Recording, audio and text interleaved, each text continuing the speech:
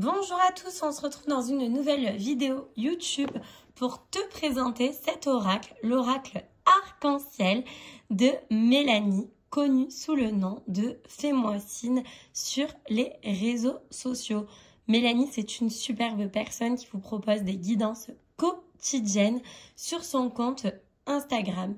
Les illustrations sont faites par Marion Blanc et ce jeu a été édité chez Good Mood Dealer, les éditions Exergue. Alors déjà, tu vois, il est très coloré. C'est un oracle qui coûte 19,90 €. On va lire un petit peu ce qui a marqué. Du coup, laisse la magie de l'arc-en-ciel guider tes pas. Dans la mythologie grecque, la déesse Iris utilisait l'arc-en-ciel comme une passerelle entre le monde divin et le monde terrestre. Aujourd'hui, cet oracle se fait le messager de la lumière universelle en proposant un outil de guidance complet composé de 45 cartes magnifiquement illustrées. Vous trouverez dans le livre de 120 pages la signification de chacune d'entre elles afin de recevoir les messages des êtres de lumière qui veillent sur vous et des réponses à toutes vos questions sentimentales, pro ou spirituelles. Et Mélanie, elle a plus de 75 000 abonnés. Hein. Franchement, bravo à elle. C'est vraiment super. On va le mettre comme ça. Il est trop beau. Alors, effectivement, oh, il est trop chou, le petit livret. J'aime beaucoup. Et il est tout coloré, vous avez vu. Non, mais trop canon. Alors, il y a le sommaire, donc des idées de tirage. 3 cartes, une carte, ainsi qu'un petit tableau. Et ensuite, les cartes. Simple et clair. Parfait. Donc ensuite, il y a l'explication, la petite introduction, pour commencer, comment nettoyer les cartes et les propositions de tirage. C'est vraiment super quoi, le petit tableau et tout. On va voir si on le fait peut-être après. Alors, et vous voyez, il y a un mot-clé, le dessin. Donc franchement, il est trop bien le livret. Simple, clair et précis. C'est vraiment ce qu'on veut en fait. Ensuite, on a l'intérieur de la boîte. Il est un peu pêche, orangé. C'est super mignon. Les cartes sont toujours arc-en-ciel. Ça me fait penser à la musique de Dadjidé. Dadjidé, un arc-en-ciel 3D. Elle est nulle en plus de musique. J'ai ça en tête depuis tout à l'heure. Donc bon. On a les tranches dorées et il est mat. Du coup, on voit qu'il glisse et tout. C'est vraiment pas mal. Je vais vous montrer du coup les cartes une à une. C'est parti. L'ange, l'homme, mais c'est trop chou. Et vous savez à quoi il me fait penser ce jeu? Je sais pas ceux qui l'ont vu ou pas. Le dessin animé Saul. J'aime trop, on dirait le petit bonhomme. J'aime trop. On pourrait en faire un dessin animé bienveillant. Comment être accompagné au quotidien avec ses émotions et tout avec l'arc-en-ciel. Je trouve ça trop sympa, quoi. La grossesse, l'amour, le travail, l'argent, la santé, le printemps, l'été, l'automne et l'hiver. C'est trop chouette. Nous avons un oui, un non, la réussite, l'échec, la rapidité, besoin de temps, la répétition, l'auto-sabotage, le cadeau, l'espoir, le choix, la libération, la fidélité, le retour du passé, l'évolution, le masque, la maison, la tranquillité, la distance, la réconciliation, la collaboration, le déménagement, revoir ses plans, la chance, la rupture, les épreuves, le deuil, le contrat, la communication, le mental et la leçon. Vous savez, Mélanie, elle avait créé aussi le Petit Lenormand arc-en-ciel en auto-édition. Et à la base, ce jeu, cet oracle, c'était une auto-édition. Il a entièrement été retravaillé pour en faire, du coup, une autre œuvre d'art, finalement. Enfin, voilà, il est vraiment trop chouette, petit format, pratique à transporter. C'est vraiment tout ce qu'on aime. Alors, je vais prendre l'idée de tirage de Mélanie. Il faut que je regarde exactement c'est quoi. Alors, la carte au centre représente la réponse à votre question. La première ligne représente le mental. La seconde ligne représente les conseils pour faire évoluer votre situation. La troisième ligne représente la direction à suivre. La première colonne représente le présent, le passé, le futur. Ok, c'est super. Alors, qu'est-ce qu'on pourrait faire? Ouais, je pense que pour du général comme ça va être compliqué de faire ça. Mais on va essayer. Évidemment, ça ne parlera pas à tout le monde. D'accord? Je me le mets ici, je le bloque pour y penser. Pour avoir la trame. Ok, je vais le faire tenir. Voilà. Sinon, je vais me perdre. Alors, c'est parti. On va dire... quelles sont les énergies actuelles? Hop là. Ok. On nous parle de santé. La santé, ça va être en termes d'énergie, besoin de s'écouter, de se mettre en priorité. Ouais, moi je le vois vraiment comme ça en tout cas. Un besoin de s'écouter, d'être à l'écoute de son corps, à l'écoute de soi, à l'écoute de ses émotions, à l'écoute de nos réelles envies. Prendre soin de sa santé mentale, physique, prendre soin de soi dans tous les sens du terme. Ok? Donc ça, c'est vraiment la carte donc, du coup du milieu. La première ligne va représenter notre mental. Alors, on va voir un peu ce qui sortirait.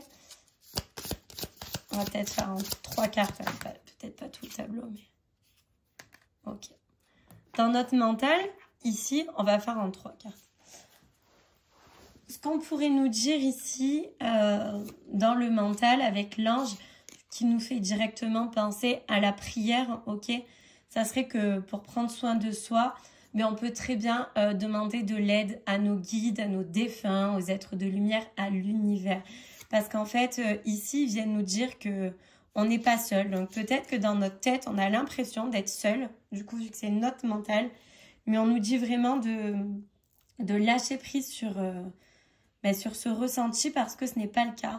Et on est bien, malgré tout, épaulé. Donc ne pas hésiter à faire appel à nos guides, à poser des intentions, etc. sur ce que l'on souhaite. Ok.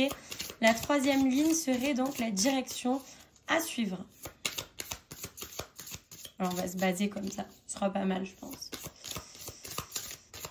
Alors la dernière ligne serait la direction à suivre. Voilà. Et ici, on vient... Ah, vous ne le voyez pas, mince. Je vais le remonter un petit peu. Voilà. Nous avons l'évolution. Et du coup, ce qu'on vient nous dire, tout simplement, c'est que si on se fait confiance, qu'on s'écoute davantage, qu'on prend soin de soi, prendre soin de soi, ça peut être également faire une pause dans son quotidien, prendre du recul par rapport à une situation, etc. Ça va vraiment nous permettre d'évoluer et d'avoir des choses positives dans notre quotidien. Donc, c'est hyper positif finalement comme tirage. On peut nous dire que même si en ce moment, on a des hauts et des bas aussi. C'est ça, hein, moi, quand je vois la carte de la santé, ça me fait penser à ça avec les battements de cœur. C'est ça, c'est aussi, même si en ce moment, il y a des hauts et des bas, il ne faut pas perdre espoir. On est soutenu et aidé par l'univers, par l'au-delà, par des forces supérieures qu'on ne maîtrise pas toujours, mais malgré ça, ils sont derrière nous.